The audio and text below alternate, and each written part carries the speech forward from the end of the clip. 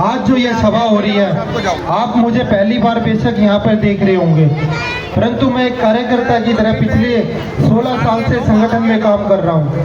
पिछली बार मुझे याद है जब ये सभा उस पार्क में हो रही थी और जो विषय आपने रखे थे वही विषय आज आपने रखे हैं, क्योंकि जब आपने इसमें लिखा है कि वृद्धों की पेंशन और पेंशन कैसे रुकी हुई है, कि उसमें यह भी लिखा आपने कि वर्तमान सरकार के कारण रुकी हुई है, तो फैसला और उत्तर भी आपने इसमें लिख दिया है, तो इसका उत्तर कैसे होगा?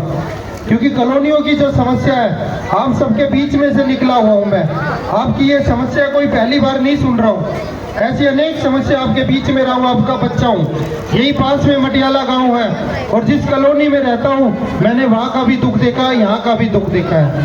आज हर कॉलोनियों में सीवर ओवरफ्लो मिलेगी, पानी की समस्या, जब पानी नहीं आता, जहाँ पानी आता है वो गंदा आता है, और जो पोल्यूशन के नाम पे पैसा लूटा जा रहा है, उसके टेंडर निकाले जाते हैं, कुछ होता नहीं। तो ये सारी समस्याओं का निवारण कब होगा? इनका समस्याओं का निवारण जब होगा जब ऊपर हमारी सांसद है, बीच में नीचे हमारे निगम पार्षद है, और एक बीच की कड़ी आप जोड़ दोगे, आप अपना विधायक, अपना सेवक ले आओगे। जब ये तीनों कड़ी जुड़ जाएंगी तो ऐसा कोई बहाना नहीं होगा जो आपके मना कर दे, और ऐसा कोई अधिकारी नहीं होगा जो आपकी बात को मना कर दे।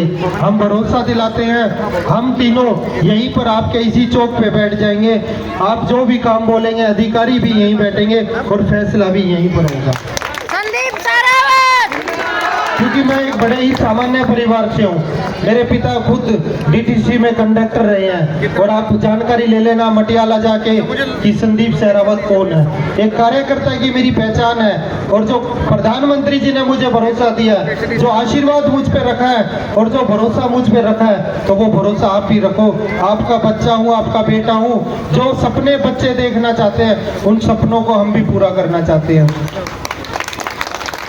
जब आप पिछले साल जब आपने आशीर्वाद दिया, कमलजीत जी को सांसद बनाया, प्रधानमंत्री नरेंद्र मोदी जी को प्रधानमंत्री बनाया, तो वो आपका ही आशीर्वाद था। जो आपके नजदीक में युवा रोड देख रहे हैं, वो आपका ही आशीर्वाद था। आपके नजदीक में ही बच्चे का डीयू का कॉलेज खुलने जा रहा है, वो आप सबके आशीर्वाद से ही है। आप उसी आशीर्वाद को पूरा करना है। कोई गोबर गैस की जो आप समस्या बता रहे हैं, ये समस्या कोई नई नहीं है, मैं बहुत सालों से सुनता रहा हूँ, चाहे ककरौला हो चाहे नंगली में हो, बंद क्यों पड़े हैं। आपको भी पता होगा 2 साल से एमसीडी का बजट नहीं दे रहे, काउंसलरों को पैसे नहीं दे रहे, तो वो लगाए तो कहाँ से लगाए। 2 साल से उन्होंने स्टैंडिंग कमेटी नहीं बनाया, तो वो कैसे होगा।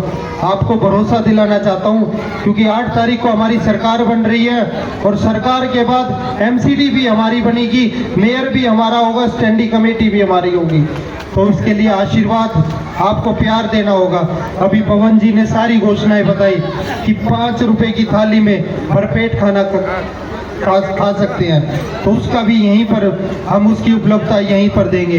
और एक घोषणा और रहेगी कि जो हमारे गरीब तबके के बच्चे हैं, जो कॉलेज में नहीं जा पाते, उनके पास पैसे नहीं होते, उनके लिए भी मुफ्त शिक्षा का सरकार ने घोषणा करी है कि कॉलेज तक की उनकी मुफ्त शिक्षा होगी। क्योंकि बहुत सारे लोग बैठे हैं, मातृ शक्ति बैठी है, कितने सालों से पेंशन बंद है, तो उनकी चिंता किसने की है? इसकी चिंता भारतीय जनता पार्टी ने करी है कि वो जब आएंगे और आते ही आपकी पेंशन चालू हो जाएगी।